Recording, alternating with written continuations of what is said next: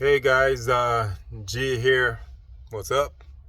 If you guys are having a parasitic drain issue on your battery, you have passed the first test. You have found me. No, I'm kidding. But let's get into this here. Show you the problem. This is a 2010 Dodge Challenger. Um, one of these guys right here. Line's running down. Um, but it's a battery drain issue. The guy was kind of confused, is it my starter? He was asking me, can I go ahead and replace the starter? And after asking him a couple questions, I was thinking, it sounds like a battery drain issue. And now, as soon as I said that, he was convinced. So yes, I do have a battery drain issue. In fact, it's not my starter that I was asking you to replace. That's the problem. It's that my battery is draining. But glad I picked his brain and all that. Not that I would have gone ahead and replaced his starter, just for kicks. But yes, it does have a battery drain issue. But as far as not starting, guys, do look out for these things. This is a sidebar. But you see this here, that ground connector? Look at that. Out, in, out, in. Like that easy. So that can create a starting issue, but his issue really is battery drain, and let me show that to you. This is what I use for just about all my parasitic jaw tests. As you can see, uppercase A, alternating current symbol of, there in white. But below that you see the DC symbol, meaning this can read amperage in DC. In fact, look at this. This car has been sitting maybe about 6 hours, if not more, with the doors latched and the key far away. And let's see what we're reading there.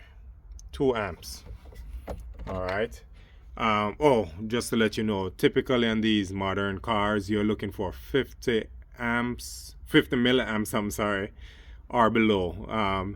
So when I say 50 milliamps, like in a case like this, it would be, you want to see below 0.5 amps, 0.5 or below. So as you can see, I just go for a single wire. So whether it's on the positive side or the negative, you see the negative has that one wire coming off. So that's why I probe that first, just to see if we have a draw issue. And yes, we do. So that leads me to over the negative side now, because this is the positive side, I'm sorry, because this is where the wire is split. So let's go for that big wire, which is not our problem. I'm just showing you. You see, that's 10 milliamp. Yeah, so that's not an issue. In fact, even lower than that. Right. So this big wire, the heavy gauge wire here, runs up to the trunk, to the jumper for one. Goes to the starter. Goes to the alternator. None of those are the issue that's pulling this down. So let's jump over to this wire. Smaller gauge wire, but bam, you see that? 2 amps, 2.04. And as you can see, this wire leads over to this fuse box. Now, typically it's where we should hook this up. You watch the amperage and you pull fuses. Now, you guys wouldn't be wrong doing that, which is the reason for this video. What happens is you might pull a fuse and find it to fall, find where the problem goes away. But in doing that, when you go and pull your wiring diagram, you might see one fuse feeding several components, and now to figure out which component is acting up, you've got to do this all over again and then go up to those components, or up to where the wires branch off, to figure out which component in particular is actually you know, causing the drain. So before I do that, I did this. This is kind of for, I did this for, I want to say for kicks, but it's not really, you know, just doing it for kicks. Before pulling any fuse, the wires coming out of this fuse box, because I know that it's pulling through that fuse box. So the wires coming out runs in this loom right here. That's easy access. I just probe through these wires. I can say, you know, you can do it one at a time, but another way to do it is sometimes you can grab 5 or more and do a clamp test on it, and if it's not pulling high amperage, you just move on. And then if you grab a group and it has high amperage, then you can go to reading them single. And in doing that, then you kind of find the ones that has high amperage draw on it, or the one, you know, because in a lot of cases you might just find one wire. Now in this case, it's actually 2 wires. In fact, I'm gonna clamp both of them. It's 2 wires that has high amperage draw on them. You see that we're up to 1.7. So these 2 wires here, let me do it one at a time. That's why I have the electrical tape on it, just to mark my problem child, or problem children in this case. You see that? About 1 amp there. And let me get this one by itself. Alright, come on, trying to do that with one. Hey, backlight. You know, 7 amp there, way higher than it should be. Now,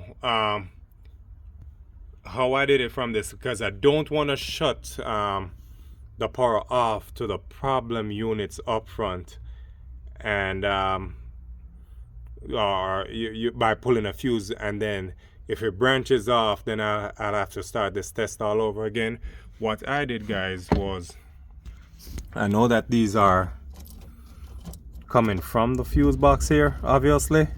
So what I did was trace these wires back. Really easy. I just backtracked, came into the fuse box, and found what's that? The fuse that has the draw on it, which is this one here, and this. So this 10 amp right here, and this 25 amp clear fuse, you know, right there, 25 amp. So those are the 2, and I looked them up. In fact, I'll show it to you. I wasn't even planning, but my paperwork is right here. So you see, one of them says hands-free phone if equipped. No, this vehicle is equipped. So that's my 10 amp for the 10 amp fuse. So this fuse right here is the, as it calls it, hands-free phone. It says hands-free phone if equipped / radio. So that's one of my problem. And let's see here, and that's the other one. That paper kind of met into an accident, but that's the other one where it says AC heater cluster security module. So it's you know, well, which is number 14. Oh, I'm sorry, I got that mixed up. So this is my 10 amp fuse, the red one, and for this one, this is the clear fuse for the hands-free phone, the 25 amp over there. So those are the 2 fuses. Now after this, I want to know, my concern is just seeing where these wires go to, and to verify that it's actually those units, which it is. You know, I went ahead and pulled a wiring diagram. And in fact, let's go up front now, since I've shown you all that needs to be shown back here. All right, And we're up here. So this is diagnosed already. I probably told you guys that. That's how I do. So I'm not wasting your time dragging you along and having to edit videos. So remember that wire I showed you back there? That's it. So you just pull up wiring diagram and see where it leads to. The fuse already gave you a good idea. But that's it. It says hands-free. I guess it applies. I'm seeing a phone symbol there and the guy talking. So it really does say that this is an issue. Now I could tell as soon as I took this apart that it was indeed an issue. I'm feeling the radio now and it's warm, and that tells you that something in it is pulling current. You know, that's why it's you know, I don't want to say it's hot, but it's warm. It's warmer than you know it should be. So at the outset I kind of chalk this up as being the problem. Now another thing you want to do is make sure that it's not something pulling amperage through the radio, or if this wire, when it comes coming back up to the radio here, it splits off to something that's actually draining the battery. And let me show you what I'm talking about. So I come up here and I'm gonna probe it from up here. That same wire that we saw around back. Give me a second here, let me get this right. Yeah. Shimao. Yeah. And you see it there. That's reading 1.1 amp. That's a problem. Right?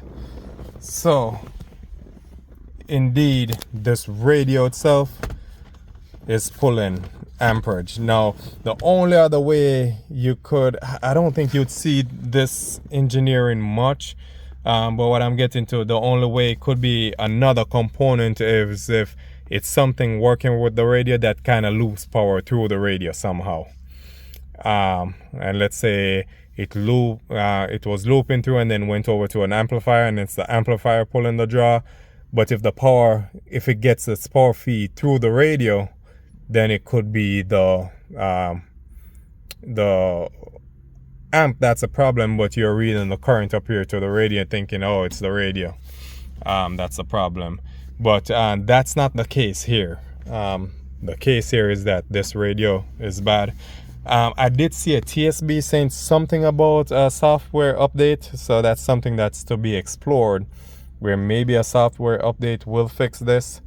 I'm not sure. It's kind of where there's a software number, and I'll have to look up the number that it currently is at, and if there's an updated software available, then I'd probably go with that first and to see if that fixes the problem. But this is a Chrysler, so there's not just one thing pulling the battery down.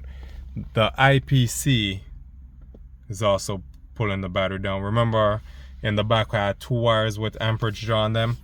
The other wire is that one, if you remember the color back there. What was it, red and yellow? That's the other one.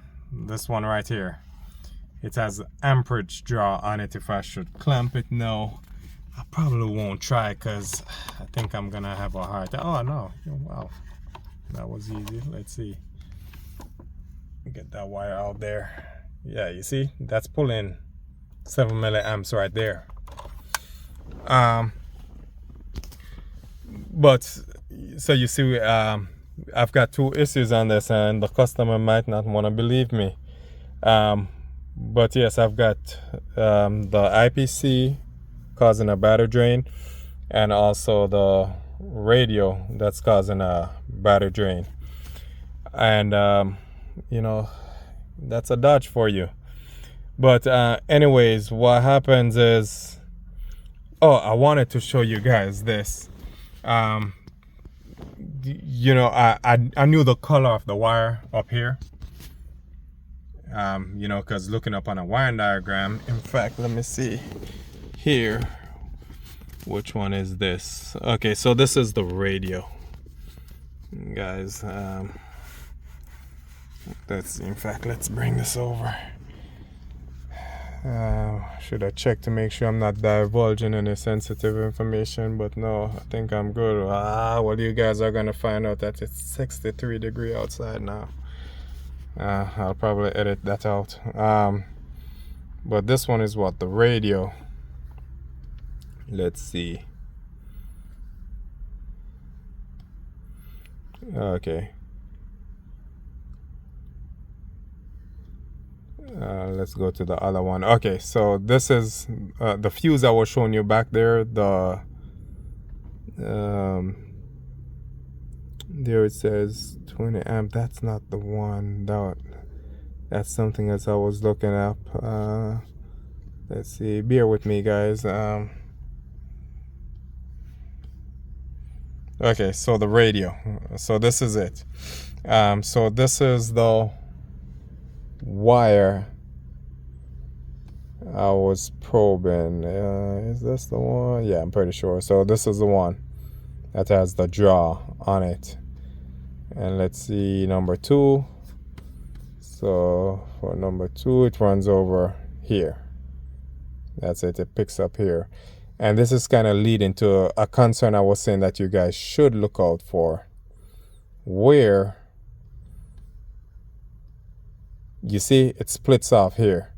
So one thing in the back, when I find the draw on this wire coming from the fuse box, you see this is the fuse box in the back. So when I probe here and I find a high amperage draw, when pulling the wiring diagram and I see that this comes up and splits off, this wire goes here, this wire goes over to where it says radio amplifier left off dash. This does not apply for this vehicle. Okay. Understand that in this case, this does not apply to this vehicle. It does not have this amperage, this radio amplifier, at least not from what I can see. And then even looking at the wiring diagram, it just doesn't apply. So this one actually runs and comes over to the radio number 2, which is up here. You see, and that's where I'm probing it from. But it tells me that this is the issue because up here, when I probe it from right here, that I just probed it, this wire right here, when I did, and this is highlighted, that's why it's that color, but it's really a red and orange wire. When I probe it right here and I pick up amperage draw, then it tells me that the radio is pulling amperage and not the amplifier, if there was one here.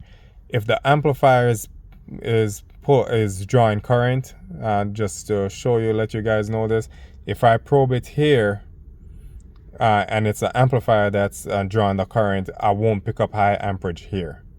You know, I would only pick it up here, and depending on what's happening inside the amplifier, I would either pick it up probing here or here, or going closer to the amplifier, I pick it up on this wire. I pick up high amperage draw on this wire, you know, as it splits. But in this case, as I say, it doesn't apply, and either way I'm picking up on this leg right here after the splice. So that's how I know that it's the radio that's drawing high amperage. So yes, I mean, unless it's a case where something loops through the radio, where the power comes in and then it goes out and something is drawing current from the outside through the radio.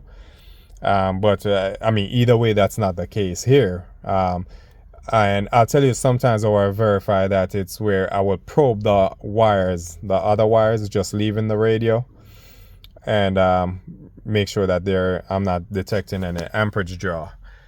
Same thing for the IPC, you know, that wire here coming up. In fact, let's go to that wiring diagram. IPC, this is it here. Look, I search, save that thing, and just to show you guys. But let me show you where I'm at here. This is the IPC, you know, the cluster here. By the way, I'm hoping you guys are seeing that good enough. We'll show you, let me see, make sure I'm on the right one. Yes, so it's at 10 amp fuse 14. When I probed it back there in the trunk, I was getting the high reading. And you see this one comes, there's no splice on it where it's going off in the other direction. It comes straight to the IPC, and then I probe it here, I'm getting that same high reading. So I know that this IPC with the vehicle off, sitting for a long time, where, you know, you should have gone to sleep, this IPC is pulling quite a bit of amperage. I do keep the same thing in mind, guys. Understand this, to make sure that it's not anything pulling like it's where this is sending out 12 volt to another component that's pulling all that draw. Now how I do that is sometimes I just lump these wires together and probe them, and if I get a high amperage draw, I see where that leads to. In this case, in fact, just to let you know, this wire has a high amperage draw on it. This wire right here, in fact, it's right there. This is black and orange, and you guys just have to know to look out for this. You see black and orange there. The wiring diagram, this is the redrawn diagram. Let me get you back here. What you see says black and tan. That's the wire I'm on there, the one I just showed you, black and orange. It's this one here, number 2, but it's a different color on this redrawn diagram. Always pay attention and verify those, because those could lead you astray. Now when I detected a high amperage draw on it, the first thing that was throwing me off, I was thinking, well, that color is off. But this happens sometimes when wires are redrawn, and I couldn't find the original, the factory wiring drawing. So what I had to do was I had to verify that this is actually a ground wire, because if you see here, it says it goes to body ground right there. And so I went to look for that, you know, to trace it back, and you know, with the location where it says it is, left side of dash, and then more so looking up that connector location, that ground location, and it is in fact there. Don't think you're gonna pick it up, but it's yeah, that's it there. See that bolt right there holding down the right there? That's it. And in fact, you probably can see it there, that same color wire, this orange and black, runs right back to that ground. So that tells me that what you have there, you know, it's not the body ground of the car that's pulling amperage. That just means that this is the amperage just running in circle, you know, running through the circuit. That's what's happening. So it comes through that wire, you know, the one that's actually pulling current, this one. But with it running to a body ground, it just, you know, runs back to ground. That's why I'm picking up amperage in this wire. In fact, I'll show you. I never thought about showing you, so let's go ahead and zero. Did I zero?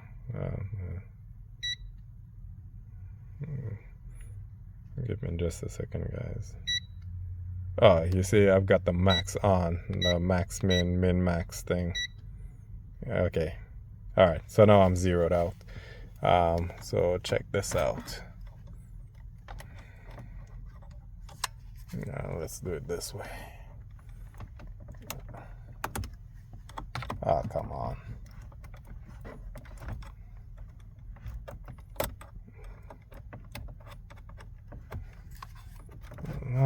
Looks like I'm gonna have to set you guys down. So the point, one of the major points I'm making on this, guys, I know this video is long-winded, it's kind of educational at the same time. I want to show you, for one, because I don't see a lot of people where they use these amp clamps to do parasitic draw test.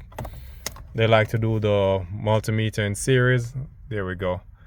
But that wire runs back to ground. But you see, that's just current running in a circle. That's why you're picking up high amperage draw there. But once you know that that goes to ground, then you know that's not your issue. What's happening is that the power is coming in and then it's running back out. But yes, the reason why I say this is kind of educational is one, to show you about using the amp clamp, which I don't see a lot of people use, but I find it better than to disconnect the battery, let's say negative side, and hooking up your multimeter in series. I find this method to be easier. And then another thing I want to emphasize is to not, when you find the problem fuses back there that has the draw on them, don't be quick to pull them out. And I mean, I guess sometimes you want to pull it to see the multimeter, to see the amperage draw fall. But your meter is showing you the amperage draw there, so you know that you do have an issue. You identify the fuse. So instead of just pulling them, is pull your wiring diagram and then see where those wire go to, and don't go to unplug it and then finding out that that fuse feeds a bunch of other stuff, because that's where it becomes problematic, where you'll have to put the fuse back in and relatch the door, put the vehicle to sleep, put the key away and wait however long you're supposed to wait, and then start all over again. So that's it. I hope you find this helpful, and if you guys have any questions, comments, like, share, and subscribe always. And y'all take care, guys. Thanks for watching.